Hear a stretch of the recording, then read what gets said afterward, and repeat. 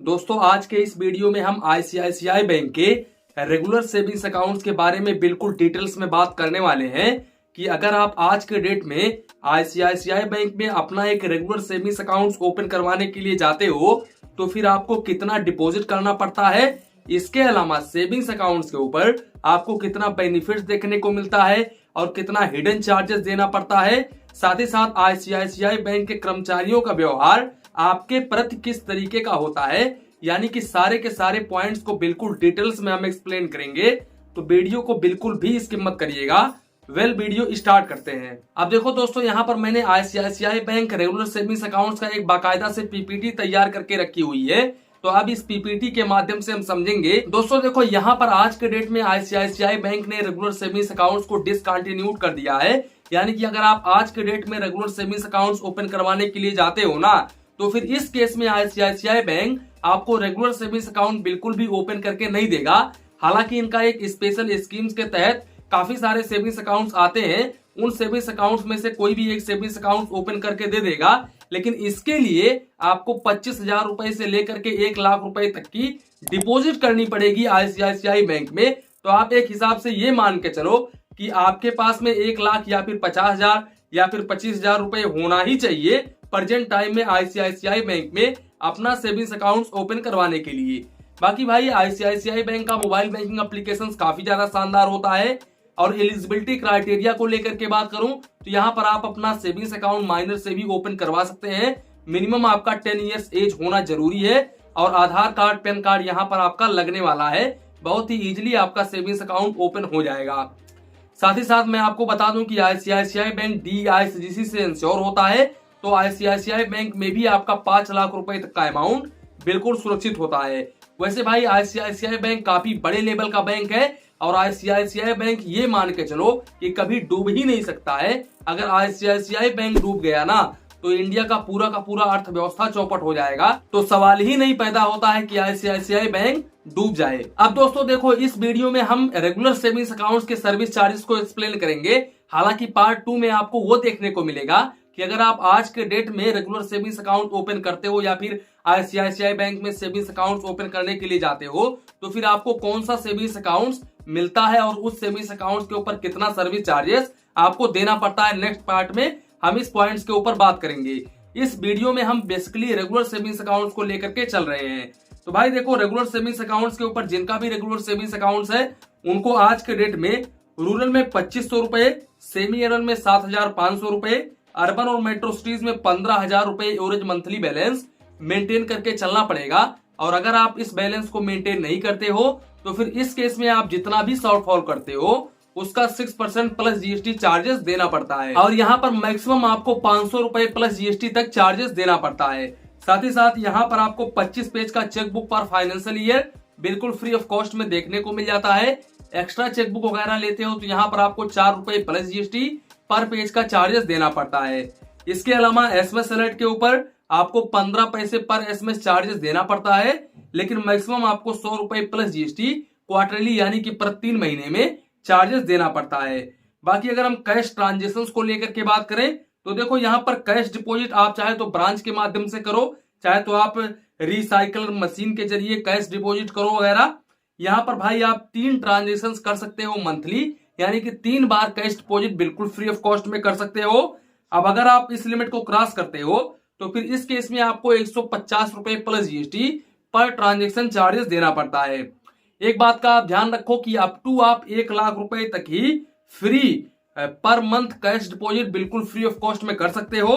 अब अगर आप इस लिमिट को क्रॉस करते हो तो फिर इस केस में 3.5 रुपए प्लस जीएसटी पर 1000 के हिसाब से चार्जेस देना पड़ता है।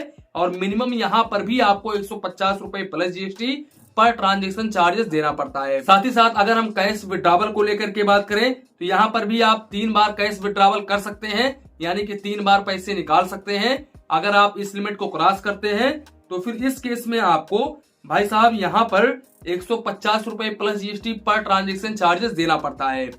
साथ ही साथ यहाँ पर आप अप टू ज्यादा से ज्यादा 1 लाख रुपए ही फ्री पर मंथ कैश निकाल सकते हैं। अगर आप इस लिमिट को क्रॉस करते हैं तो फिर यहाँ पर भी आपको 3 रुपए 50 पैसे प्लस जीएसटी पर 1000 के हिसाब से चार्जेस देना पड़ता है। साथ ही साथ यहाँ पर डुप्लीकेट पासबुक वगैरह लेते हो तो फिर इस केस में आपको 100 रुपए प्लस जीएसटी डुप्लीकेट पासबुक के ऊपर चार्जेस देना पड़ता है। इसके अलावा डुप्लीकेट स्टेटमेंट वगैरह निकलवाते हो तो यहाँ पर 100 रुपए प्लस जीएसटी पर स्टेटमेंट आपको चार्जेस देना पड़ता है। इसके अलावा एनईएफटी, आरटीजीएस, आईएमपीएस को लेकर के बात करें तो यहाँ पर अगर आप एनईएफटी, आरटीजीएस वगैरह ऑनलाइन करते हो तो ये बिल्कुल फ्री ऑफ कॉस्ट होता है, लेकिन आईएमपीएस वगैरह अगर आप ऑनलाइन करते हो तो मैक्सिमम आपको 15 रुपए plus GST per transaction charges देना पड़ता है। इसके अलावा ईसीएस, अगर आपके सेविंग्स अकाउंट्स के ऊपर ईसीएस वगैरह लगा हुआ है और आपके सेविंग्स अकाउंट में बैलेंस ना होने की वजह से ईसीएस रिटर्न हो जाता है तो फिर इस केस में आपको 500 रुपए प्लस जीएसटी चार्जेस देना पड़ता है और 1 महीने में 3 बार ईसीएस रिटर्न हो सकता है। तो इस बात का आप जरूर ध्यान रखें। अगर आपके सेविंग्स अकाउंट्स के ऊपर ईसीएस लगा हुआ है, आपने ईएमआई पर बाइक परचेस की हुई है या फिर कोई और गाड़ी खरीदी हुई है और आप समय से पेमेंट नहीं कर पा रहे हो, आपके अकाउंट में बैलेंस नहीं है, तो ईसीएस बाउंस होगा तो भाई आपको 500 रुपए प्लस जीएसटी देना पड़ेगा। और अगर 1 महीने में 3 बार बाउंस हो गया ना तो आपका 1500 रुपए प्लस जीएसटी तो ऐसे ही ले जाएगा बैंक।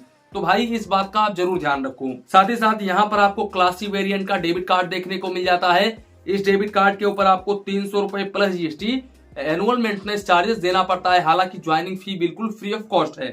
साथ ही साथ यहाँ पर अगर आपका सेविंग्स अकाउंट ग्रामीण लोकेशन पर है तो फिर इस केस में इस डेबिट कार्ड के ऊपर आपको 150 रुपए प्लस जीएसटी एनुअल चार्जेस देना पड़ता है। साथ ही साथ अगर हम काउंट ऑफ ट्रांजेक्शंस को लेकर के बात करें तो इनके ओन बैंक के एटीएम से 1 महीने में आप 5 फाइनेंशियल और नॉन फाइनेंशियल ट्रांजेक्शंस कर सकते हैं। अब अगर आप इस लिमिट को क्रॉस करते हैं तो फिर इस केस में फाइनेंशियल ट्रांजेक्शंस के ऊपर 23 रुपए प्लस जीएसटी और भाई नॉन फाइनेंशियल ट्रांजेक्शंस यहाँ पर बिल्कुल फ्री ऑफ कॉस्ट है। लेकिन अगर आप इसी एटीएम कार्ड को ले जाकर के किसी दूसरे एटीएम मशीन के जरिए ट्रांजेक्शंस वगैरह करते हो तो फिर इस केस में मेट्रो सिटी से आप 3 ट्रांजेक्शंस कर सकते हो और नॉन मेट्रो सिटी से आप 5 ट्रांजेक्शंस कर सकते हो। अब अगर आप इस लिमिट को क्रॉस करते हो तो फिर इस केस में फाइनेंशियल ट्रांजेक्शंस के ऊपर 23 रुपए प्लस जीएसटी पर ट्रांजेक्शन और नॉन फाइनेंशियल ट्रांजेक्शंस के ऊपर 8 रुपए 50 पैसे plus GST per transaction charges देना पड़ता है।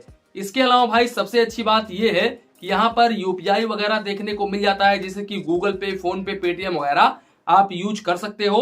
पर डे आप 1 लाख रुपए तक यूपीआई कर सकते हो। और भाई यहाँ पर मैं आपको बता दूं कि आईसीआईसीआई बैंक काफी अच्छा बैंक है और आईसीआईसीआई बैंक के कर्मचारी जो होते हैं वो कस्टमर्स के साथ में काफी अच्छा व्यवहार करते हैं, यानी कि इन कर्मचारियों से बेहतर कोई और बैंक के कर्मचारी बात नहीं करते हैं। हालांकि नए कस्टमर्स के साथ में ये लोग थोड़ा सा अलग तरीके से व्यवहार करते हैं। अगर कोई व्यक्ति ऐसा है जिनके पास में पैसा नहीं है और वो आईसीआईसीआई बैंक में जाता है अकाउंट ओपन करवाने के लिए और उनके पास में थोड़ा कम अमाउंट है तो फिर उसके साथ में ये लोग थोड़ा सा अलग बर्ताव करते हैं। सीधे एटीट्यूड से बोलते हैं कि भाई 1.5 लाख रुपए लाओ, 1 लाख रुपए डिपॉजिट करो तब आपका सेविंग्स अकाउंट ओपन होगा। जबकि आईसीआईसीआई बैंक ने कहीं पर भी ये चीजें मेंशन नहीं की है कि हमारे बैंक में सेविंग्स अकाउंट ओपन करने के लिए आपको 1 लाख रुपए या फिर 1.5 लाख रुपए की इनिशियल फंडिंग करनी पड़ेगी। लेकिन भाई इनके कर्मचारी बोलते हैं, मांगते हैं, वो इसलिए मांगते हैं क्योंकि देखो भाई आईसीआईसीआई बैंक प्रीमियम बैंक है और यहाँ पर अगर आप मिनिमम बैलेंस मेंटेन नहीं कर पाओगे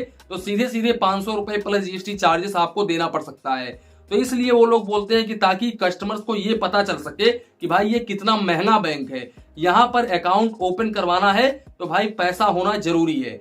तो आपके पास में अगर पैसा है तो आप आईसीआईसीआई बैंक की तरफ जा सकते हो। आईसीआईसीआई बैंक काफी अच्छा बैंक है। इसके अलावा भाई एसबीआई भी काफी अच्छा बैंक है, भले ही ये गवर्नमेंट बैंक है और भाई यहाँ पर मैं मानता हूँ कभी कभी सर्वर इशू होता है। मेरा आज 10-11 साल से एसबीआई में सेविंग्स अकाउंट्स है और एसबीआई के साथ में मेरा काफी अच्छा खासा एक्सपीरियंस है। हालांकि मेरे पास में एक्सिस बैंक का भी सेविंग्स अकाउंट है, एचडीएफसी का भी है, लेकिन भाई यहाँ पर मैं आपको बता दूं कि एसबीआई का जो एक्सपीरियंस है ना वो मेरा 10 साल का एक्सपीरियंस है। तो मैं ये कह सकता हूँ दावे के साथ में कि भाई एसबीआई काफी अच्छा बैंक है और मेरा पेमेंट भी एसबीआई में भी आता है, यानी कि एसबीआई के अकाउंट में ही मेरा पेमेंट आता है। तो आप एसबीआई की तरफ भी जा सकते हो। तो दोस्तों कुल मिलाकर के ये था आईसीआईसीआई बैंक का रेगुलर सेविंग्स अकाउंट। इसी के साथ में वीडियो समाप्त करते हैं। वीडियो पसंद आया हो तो प्लीज वीडियो को एक लाइक करिए और अपने चैनल फाइनेंस बैंकिंग को सब्सक्राइब करिए। मन में कुछ डाउट हो, कंफ्यूजन हो तो प्लीज कमेंट करिए। धन्यवाद, मिलते हैं नेक्स्ट वीडियो में।